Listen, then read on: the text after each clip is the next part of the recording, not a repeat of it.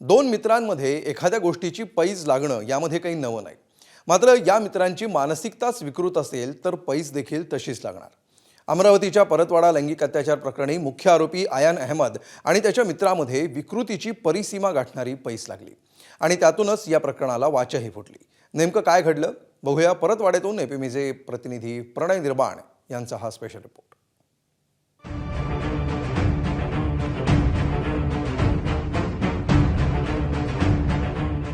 अमरावतीच्या परतवाडा लैंगिक अत्याचार प्रकरणातला मुख्य आरोपी आयान आणि त्याचा मित्र उझेर खान.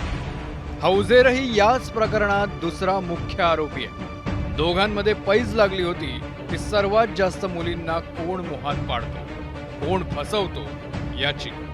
या शर्यतीत आपणच पुढे आहोत हे सिद्ध करण्यासाठी आयान उझेरला आपल्या मुलींसोबतचे अश्लील व्हिडिओ पाठवत असे.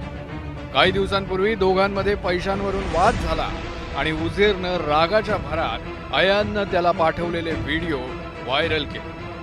या व्हिडिओमुळे शहरात खळबळ उडाली आणि सामाजिक कार्यकर्ते, राजकीय नेते यांनी पोलिसांवर दबाव आणून गुन्हा दाखल करायला लावला. त्यानंतर पोलिसांनी आयानसह एकूण 8 जणांना अटक केल्यानंतर त्यांच्या चौकशीतून एक धक्कादायक माहिती समोर येते. याच टोळक्यातला 20 वर्षांचा आरोपी मानव सुगंधे याचाही यात महत्त्वाचा सहभाग असल्याचं समोर आलंय. पोलीस तपासामध्ये जे निष्पन्न झालं त्यामधील अमरावती जिल्ह्यातील अमरावती शहरात जो कटोरा नाका परिसर त्या ठिकाणी जो फ्लॅट आहे हा तोच फ्लॅट आहे ज्या ठिकाणी जो आयान अहमद आहे जो मुख्य आरोपी आहे तो मुलींना या ठिकाणी घेऊन येत होता. हा त्याचा मित्राचा फ्लॅट आहे आणि त्याचं मित्राचं नाव मानव दीपक सुगंधे आहे 20 वर्षाचा. हा वर्धा जिल्ह्यातील आर्वी शहराचा आहे परंतु हरली मुक्काम त्याचं अमरावती शहर आहे. फसवलेल्या तरुणींवर अत्याचार करण्यासाठी मानव आयानला हा फ्लॅट चक्क पर अवर भाड्यानं देत असल्याचं आता उजेडात आलं. पोलिसांनी हा फ्लॅट सील केला असून आयानसह अन्य आरोपींना तिथं चौकशीसाठी आणलं जाण्याची शक्यता आहे. या प्रकरणात फ्लॅट मालकाची चूक असल्यास त्यालाही आरोपी करण्यात येईल अशी माहिती पोलिसांनी दिली आहे. प्रकरण उजेडात आल्यापासून आयान अहमदचे नवनवे कारनामे दररोज उघड होत आहेत.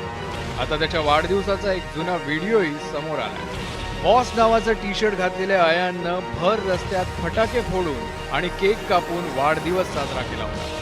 धक्कादायक बाब म्हणजे या बर्थडे पार्टीला पोलीसही आले होते आणि त्यांनी त्याला शुभेच्छाही दिल्या आणि केकही भरवला आणि स्वतःहून कारवाई करण्यात पोलीस हयगय करत असल्याचा आरोप झाला होता. त्यानंतर आता उजेडात आलेल्या व्हिडिओमुळे आयानचं स्थानिक पोलिसांशी असलेलं साटलोटही स्पष्ट झालंय.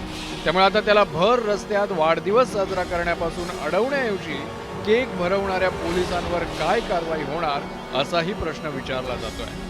एकीकडे गुन्हा दाखल व्हायला विलंब होण्यास त्याचे पोलिसांशी लागेबांधे असल्याची शक्यता असताना आणखी एक मुख्य कारण म्हणजे सुरुवातीला एकही महिला तक्रार करण्यासाठी पुढे आली नव्हती.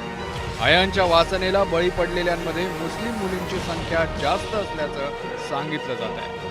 आता खुद्द परतवाड्याच्या काझींनी फसवल्या गेलेल्या तरुणींनी आणि त्यांच्या पालकांनी तक्रारीसाठी पुढे येण्याचं आवाहन केलंय. हमारे लिए शर्म की बात ये और ज़्यादा भी है कि उसमें ज़्यादा तादाद जो है हमारे बच्चियों की है. मैं इस सिलसिले में एसपी साहब का आभारी हूँ. मैं सुना हूँ बच्चों से कि उन्होंने कहा है कि हम उनकी लाज का ख्याल रखेंगे, उनकी बातों को राज में रखेंगे. जिस पर इत्मीनान है उनसे मिलकर वो पूरी तौर से रिपोर्ट का हक अदा करें कि उस पर कानून नाफिज हो सके.